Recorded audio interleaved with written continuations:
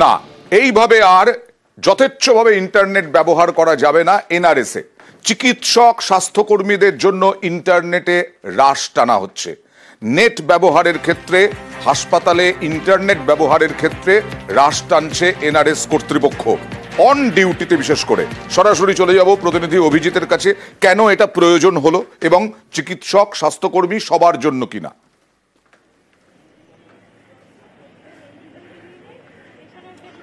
Ayan, NRS হাসপাতাল, এখানে যথেচ্ছ হারে ইন্টারনেট পরিষেবা ব্যবহার করা হতো। কারণ দেখা যাচ্ছে দিনের পর দিন ধরে হাসপাতাল কর্তৃপক্ষ তারা দেখতে পায় যে স্পিড থাকার কথা ছিল, অর্থাৎ ন্যাশনাল মেডিকেল কমিশনের যে গুরুত্বপূর্ণ যে সমস্ত সার্কুলার, পরীক্ষা সংক্রান্ত যে সমস্ত নীতি, সেগুলো যখন ডাউনলোড করতে যাওয়া হচ্ছে, সেক্ষেত্রে তখন দেখা যাচ্ছে যে অত্যন্ত সমস্যার মুখে পড়তে হচ্ছে হাসপাতাল কর্তৃপক্ষকে। কোনো রকম স্পিড নেই, এবং তারপরেই অনুসন্ধান করে দেখা যাচ্ছিল যে কোনো রকম পাসওয়ার্ড ছিল না। যে পাসওয়ার্ড না থাকায় হাসপাতালের অন ডিউটি ডাক্তার, জুনিয়র ডাক্তার, নার্স, স্বাস্থ্যকর্মীরা তারা যথেচ্ছ হারে সোশ্যাল সাইট ব্যবহার করত। ফেসবুক, ইনস্টাগ্রাম, হোয়াটসঅ্যাপ, নানাবিধ সাইট ব্যবহার করা হতো।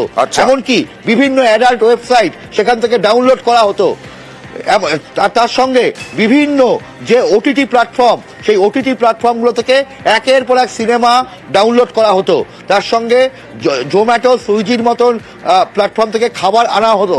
বিভিন্ন ই কমার্স প্ল্যাটফর্ম থেকে বিভিন্ন জিনিসপত্র কেনা হতো, এবং যে কারণে শুধু এখানকার চিকিৎসক, নার্স, স্বাস্থ্যকর্মীরাই নয়, বাইরের বিভিন্ন বস্তি এলাকা থেকে বাচ্চা বাচ্চা ছেলে মেয়ে এসে এখানে সারা রাত জেগে তারা বিভিন্ন সময় ডাউনলোড করতো। আমি আসবো অভিজিৎ, অধ্যক্ষ এবং সুপার তারা কি বলছেন একবার দেখি।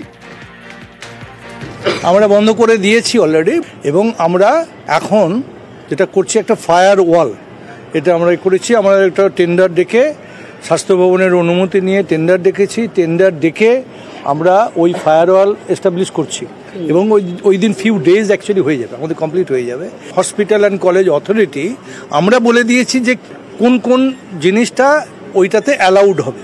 তার কারণ এটা টোটালি হচ্ছে যে সেন্ট্রাল গভর্নমেন্ট থেকে যখন স্টার্ট করা হয়েছিল, এটা ফর একাডেমিক পারপাস হয়েছিল। যথেচ্ছ ব্যবহার হচ্ছিল যখন, আমরা প্রয়োজনে নেটটা ঠিক যে কারণে সেইটাতে আমরা করতে পারছিলাম না। আমাদের তো আসল পারপাসটা আমাদের সার্ভড হতে হবে। এটা তো একদমই উচিত নয়। যেটা পারপাস, যে পারপাসে দেওয়া হয়েছে, আমাদের একাডেমিক পারপাসে দেওয়া হয়েছে, যেগুলো আমাদের কাজে লাগবে সেই হিসেবে ব্যবহার করার কথা। সেটা কেউ যদি অন্যভাবে ব্যবহার করে, সেটা তো করাটা উচিত নয়। কিন্তু যখন তারা সুযোগ পাচ্ছে, সেটা করছে তারা, সেটাকে আটকানো কিভাবে যায় সেটা ভাবতে হবে। কিন্তু কিছু কিছু হয়েছে, অসুবিধা, প্রবলেম হয়েছে, এরকম আমাদের নোটিশে এসছে, তো সেই হিসেবে এই মেজারটা নেওয়া। আরো একবার অভিজিতের কাছে যাবো। অভিজিৎ, চিকিৎসক বা যাদের জন্য এই হ্রাস, তাদের কোনো প্রতিক্রিয়া পাওয়া গেছে অভিজিৎ?